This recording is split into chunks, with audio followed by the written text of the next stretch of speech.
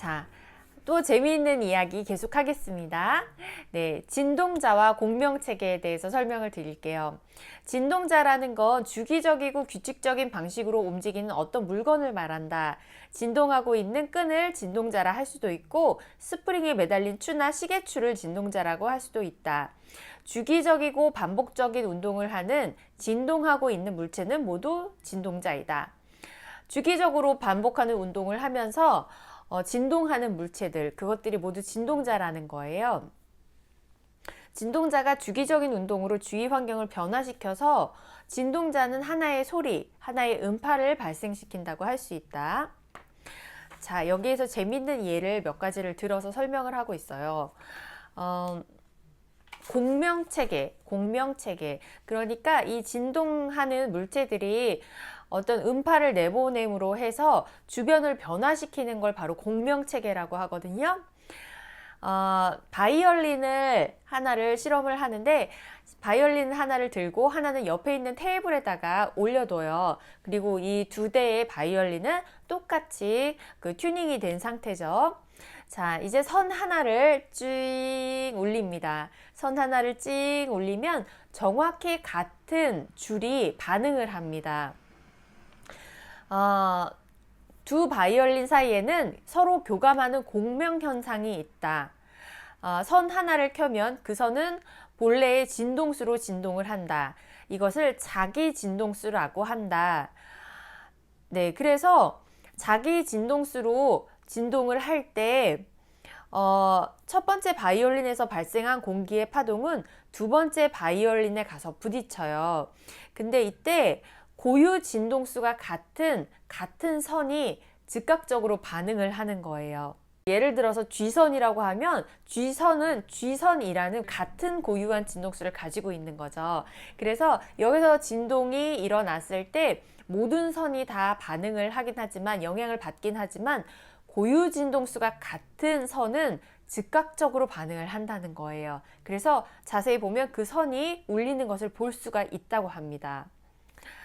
동조된 진동자로 이루어진 체계를 공명체계라고 부릅니다. 네.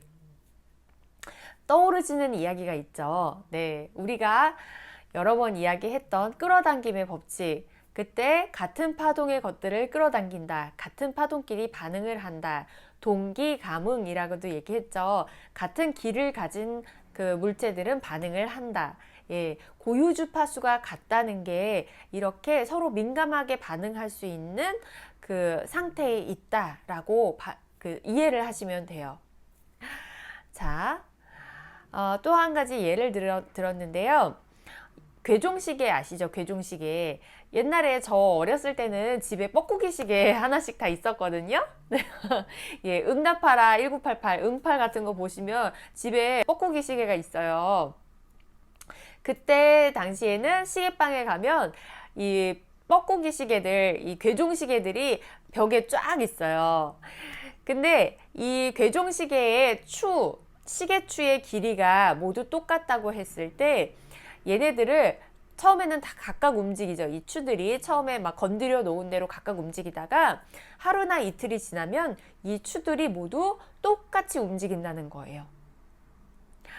모든 추들이 마치 함께 묶여서 움직이듯이 일제히 같은 방향, 같은 속도로 움직이는 것을 보게 될 것이다. 벽을 타고 시계에서 시계로 전달된 작은 양의 에너지만으로도 그것들이 서로 가락을 맞추기에 충분하다는 것을 알게 된다.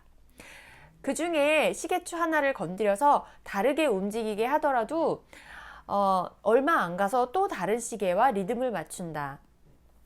이미 모든 시계추들이 같이 공명했잖아요. 그래서 이렇게 안정된 그 에너지 속에서는 안정된 체계 속에서는 그 진동자의 숫자가 안정된 체계 속에 있는 진동자의 숫자가 많을수록 그 체계가 더 안정돼서 혼란시키기가 더 어려워진다. 제멋대로 움직이는 에너지를 재빨리 원위치시키는 힘이 그만큼 더 강한 것이다. 그래서 이게 단체의 힘이라는 게 되게 중요한 거예요. 내가 내 주변에 있는 사람들을 둘러봤을 때 냉정하게 판단을 해보면 정말 끼리끼리 만난다는 걸 알 수가 있어요. 정말 끼리끼리 만난다. 어느 순간 내 주변을 봤을 때 실제로 제 이야기예요.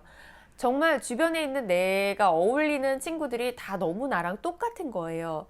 근데 장점만 다 똑같은 게 아니라 단점이 너무나 다 똑같은 거예요. 근데 내가 너무 싫어하는 나의 모습을 그 친구들한테서 봤기 때문에 뭔가 문제가 있다라고 생각했어요. 나한테 그 문제가 있구나 해서 저는 그 모습을 보고 나를 되돌아보는 계기가 됐거든요. 그래서 뭔가 내 주변을 내가 존경할 수 있는 친구들, 본받고 싶은 사람들로 바꾸려면 내가 먼저 변해야겠다라는 생각을 했었어요.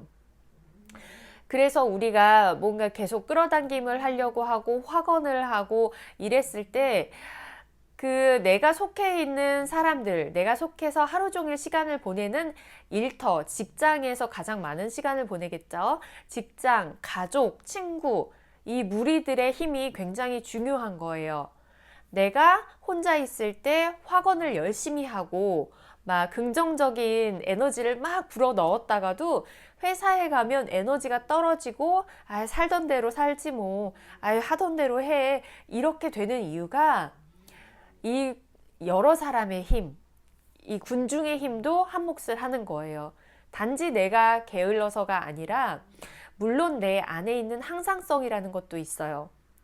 살던 대로 살려는 변화를 두려워하는 나의 항상성도 있지만 내가 함께하는 사람들, 그 사람들의 힘도 엄청난 거예요. 그래서 내가 변하려면 의식적으로 본받고 싶은 사람들을 계속 만나야 되고 본받고 싶은 사람들 속에 들어가려고 노력을 하셔야 돼요. 뭐 새로운 모임에 가입을 한다던가, 네, 좋은 뭐 독서 모임 같은 거, 지적인 활동을 하는 모임에 참여를 한다던가, 내가 함께 하고 싶은 사람들을 찾아가서 그들과 함께 보내는 시간을 지속적으로 늘리시는 게 나를 변화시키는 데 굉장히 많은 도움이 됩니다. 그 과학적인 근거가 바로 이런 공명현상이라는 거예요. 공명체계. 네. 내가 그 좋은 파장을 가진 사람들의 그 공명체계 안에 같이 들어가서 나를 변화시키면 훨씬 빨리 변할 수 있겠죠. 네.